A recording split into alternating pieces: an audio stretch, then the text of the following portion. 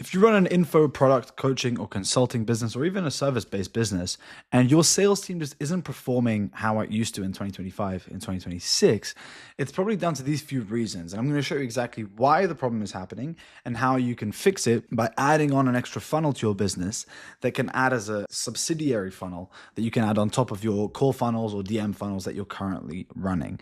And those funnels are webinar funnels or challenge funnels or one-to-many funnels where you're not selling on a one-to-one level. And I'm going to break through everything now in this video. So let's go with the question of why are your sales teams underperforming in 2026?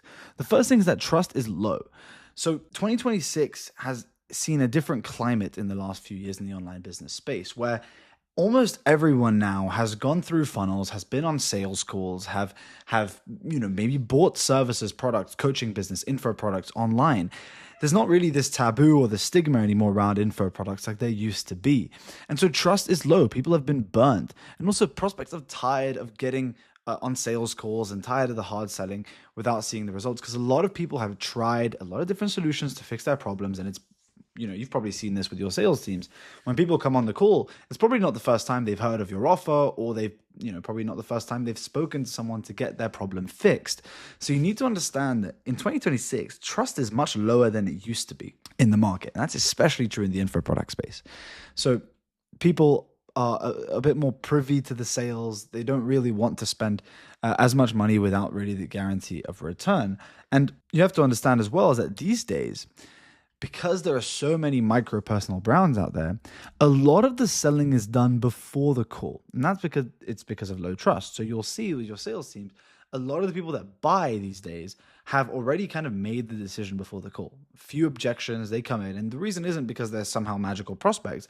It's probably because they've watched 7+ hours of your content elsewhere, whether it's on YouTube or podcasts or anything like that. Or maybe they were introduced through short form content, then they went to the long form to be nurtured, and now they're ready to buy. So the final step is just getting on the call. And that's because in this low trust kind of world where there's a bit of a trust recession, because in the last 2 years since 2024, so many people, everybody who posts content now sells an info product. No one knows the good from the bad. And the way that people discern the good and the bad is from the content that people make, right? And that's why you're seeing this, that when people get on the calls, they are usually already bought in, or they're probably not going to buy, or they say they need more time to think about it because of this trust recession. So the problem with sales teams, the problem with DM-led funnel, DM funnels or call-based funnels, whether it's a VSL call funnel or a DM funnel or any kind of other call funnel where there is a salesperson making the transaction, there's a lot more trust. The prospect comes in with more barriers, and there's a lot more pre-selling that needs to be done on the marketing side, because you need to understand from a bird's eye view, a conversion happens by someone finding out about the brand and the product, someone going through some conversion actions, and then buying. So a lot more now is weighted towards the marketing side, where there needs to be a lot more trust there. Back a few years ago, you could run some direct response ads, get people to book a call, and they'd be ready to buy because it was like the fresh new thing that you were offering them. But now these days, it's a lot harder. It's a lot more emphasis on brand, a lot more emphasis on trust, a lot more emphasis on value, because that's how trust is built. So the solution to this is value-driven funnels, okay?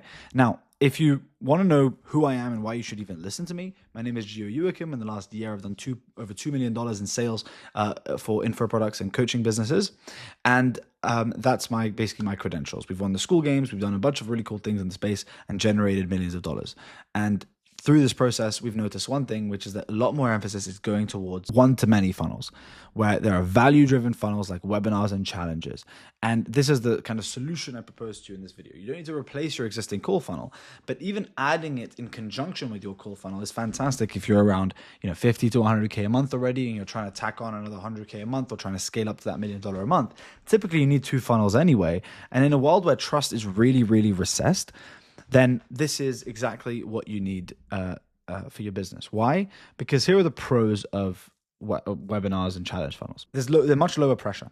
So for a prospect, you have to think about it from the prospect's perspective. These days, booking a call, they've been on calls, as I mentioned. There's a lot more skepticism around booking a call. So when you ask them to go ahead and take an action and to book a call, usually it's like, oh, fucking hell, man, do I really have to book a call? A lot of people already know what they want. They just want to get on the call and buy. But the obstacle of having to find the time, get on the call, it's a pain in the ass. Whereas when you have the webinar or a challenge funnel as the main kind of leading offer, it frames it as sort of a lead magnet. And so people see it as an opportunity to take rather than a chore to do. They're like, oh, wow, this guy's running a free webinar or even a paid webinar. Oh, great. I can buy this for a really low cost or join this for free and be able to learn so much more without the kind of risk associated with it. So it's much lower pressure, and it's also driven by value first. So when people get onto a webinar, you're teaching them stuff for an hour, and so they're getting tons of value, so that at the end they get to know you, they get to like you, they get to trust you, because there's been almost this relationship built throughout this hour, 2 hour long webinar, or if it's a 3-day challenge funnel or a 5-day challenge funnel over multiple days. And so you're providing value first so that the prospect is able to trust you and then make an informed decision on their own, because you're basically extending the marketing as opposed to a very high pressured sales situation. Because as well, with a webinar, you can leave at any time without any pressure. So the person doesn't feel almost kidnapped. Whereas on a sales call, there's this aversion to just hanging up the call because people don't want to be rude, right? So higher trust, they build trust. That's what these events are designed to do. And by the way, if you do this event correctly, that's what it will do. If you do it wrong, then obviously it won't, and it will flop. And if you want to do it correctly, you can go ahead and book a call with me down below. That's what we've done over the last year. We've done over $2 million of webinars. So if you are interested in having us just do all this for you, you can go ahead and book a call with me down below. With me personally, I'll get on the phone, assess your business, give you a game plan. And if I think we can help you out, then we will. And if not, then I'll just point you in the right direction. But either way. And then as well, just from a practical perspective for the business, it's a lot less management for the business owner. So for you, managing a sales team, or if you have a sales manager, there's a lot of costs associated with it. Already you have 5% going to the setter, 10% going to the closer, maybe another 5 to 10% going to the sales manager. That's a lot of work. And that's a lot of margin that you're giving up, not only managing these people, but paying them. So for every sale you make 5K, you've already lost whatever it is, like $750. Whereas with webinars, because you're doing the selling on the webinar and it's coming from you, not only is there more trust built because they're buying from you directly, not an outsourced basically salesperson, but also you're keeping much more of the margin. You're keeping 100% of whatever's left after the advertising costs or anything like that. So there's no sales costs as well. So not only is it less of an operational headache, but it's also less actual margin. And then you can probably say, oh, but Gio, sales teams make so much more money. It's like, that's debatable. That's really debatable. At scale, it's really, you have to ask yourself, already it has to make me 15% more sales in order to even match the webinar just based off profit margins. And then even if you're doing, let's say 20% or 30% more sales with a sales team, is it worth the extra operational headache for just an extra 15% in profit margins? That's the question that you have to ask yourself. And so it's less management work on the business owner and also more profit for you. It's also better for the brand, because if you're constantly selling, let's say on your YouTube or your Instagram, to get people to book a call, to fill up slots for your program, it's kind of ugly. It's just kind of, there's a bad taste, in the prospect's mouth. Like whenever I see an info guy on Instagram now saying 3 slots left this month for my coaching program, it's like everyone knows that the calendar is empty and they haven't made sales in a while. And so they're going to just kind of fill the gaps and trying to make some sales and make a push. Whereas with a webinar, if you say, guys, I'm hosting a free event in a month, or let's say I'm hosting a class, it's only $27 to join, and you have it as an event, it's kind of its own standalone thing. Now, yes, some people still know that that's a sales mechanism, but it doesn't come off as desperate because you're doing it for everyone.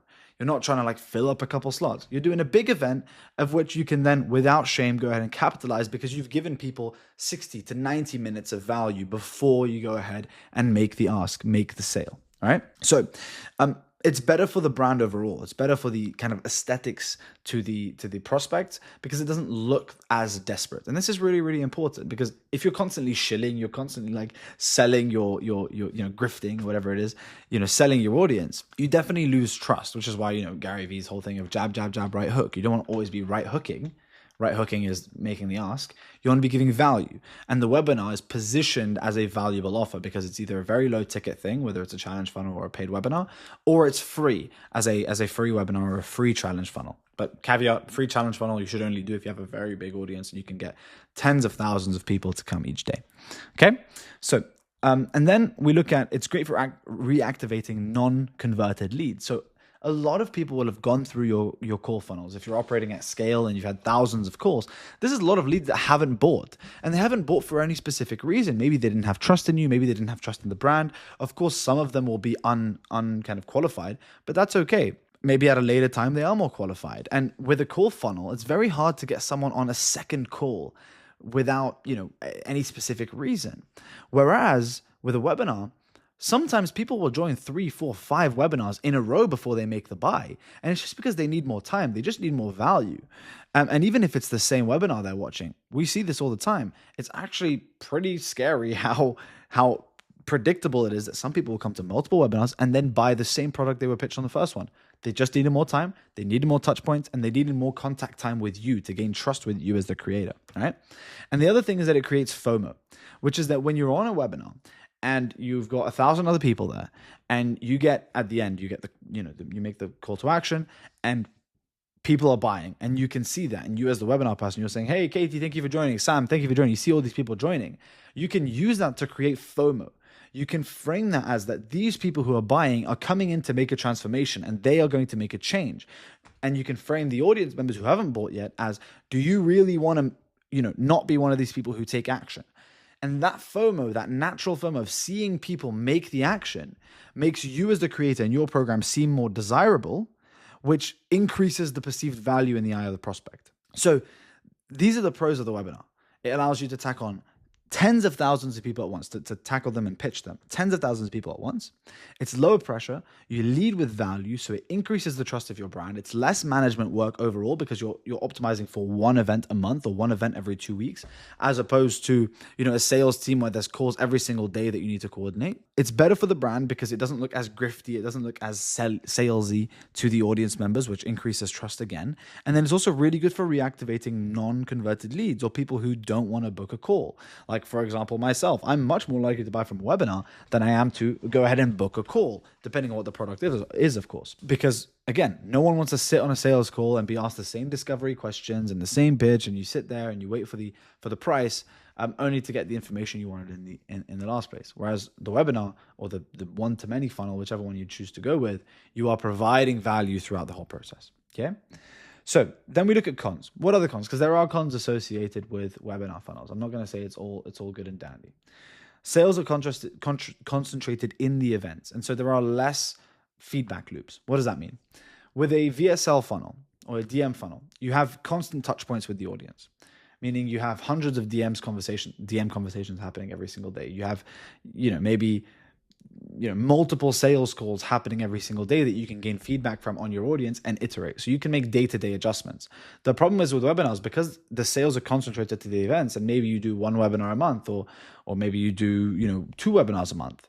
This is because there's less of them, the value is more concentrated in those events. And so for you as a business owner, if one webinar flops, it's a lot of time that you've put into the webinar that now hasn't been recouped. And now you only have one basically data point that you can apply to the next one. Whereas call funnels, you can make weekly or daily tweaks. So if you mess up the webinar or you mess up a few KPIs for the first webinar you do, then when you can do some things to fix it for the next webinar, but there's no guarantee that those will work, right? You need multiple touch points, which is why it's always best when you're doing a webinar for the first time to make sure you have someone who knows what they're doing it for you. And that's where someone like me can come in. Then the other thing is higher risk per event. If paid ads are run. So again, this comes back to them being less feedback cycles, because you're only doing 1 a month, that's 12 a year, or maybe you're doing 24 a year if you're doing once every 2 weeks. That's not very many feedback cycles that you can go with. So if you are running paid ads, there's no way to know if those paid ads are going to be recouped unless you have, let's say, a low ticket buy-in for the actual webinar, like a low ticket offer price to join. But if it's a free webinar, it's very hard to know if you're going to make money, so there's more risk. But the benefit is that the payouts can be so much larger. You can make, 7 figures on a single event very, very comfortably if you have a big enough brand or you spend enough on ads. And so although the risk is higher, the payouts are higher. That being said, once you crack the webinar funnel, you get all the pros of that, it being much less stress for you on the business owner, it being much more scalable because you can just get, unlimited people on a webinar. If you get 1,000 people on a webinar or you get 10,000 people on a webinar, there's no difference to you, the business owner. You're still presenting the same presentation. But imagine you get 1,000 sales calls versus 10,000 sales calls. Can you even imagine how many more salespeople you're going to have to hire? The operational complexity, managing their performance or their underperformance. So those are all things to consider. And then finally, the final con of webinars is that prospects' attention spans are much, much shorter these days. And why? Because, short form content these days, where we live in a dopamine fueled society where it can be harder for people to stay through a 1 hour, 2 hour, even 3 hour long webinar or presentation. And so, for prospects, it can be quite hard. And for you as the business owner, you need to work a lot harder to keep people's attention spans, because people are basically like monkeys these days. They're monkey brains. And so you do have to work a little bit harder on the retention side to make sure that the webinar is scripted properly, to make sure that the webinar is engaging enough, to make sure you hook people and keep them retained throughout the whole presentation. Now, again, you can either do that yourself, or you can work with someone who's done it again and again and again and seen the results, like myself. And so if you want more information, you can click below to find more information on our funnel.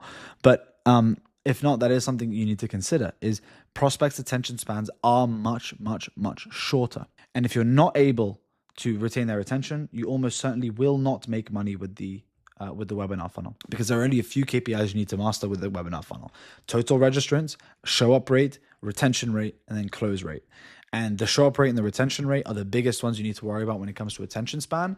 And so if you have the right backend marketing systems before the webinar actually begins, and you have the right presentation skills of actually like how to craft the presentation during the actual webinar, then you will see success. If you don't, then you won't, and it will flop. So if your sales teams are underperforming in 2026, the likelihood is that there's just a trust recession, and a really good funnel that you need to regain that trust is using, something like a webinar funnel or a challenge-driven funnel, where you're doing a one-to-many solution. I hope this was useful. I have full video breakdowns on how to run webinars, hour-long breakdowns on the entire funnel and every step-by-step process of it. So if that is interesting, go ahead and watch that. And then if you want to work with us, book a call on the funnel below. We have a video and testimonials and case studies and all that stuff. And if not, just go ahead, subscribe, like, and comment below any questions you have, and I'll be more than happy to answer them. So we'll speak soon. Take care.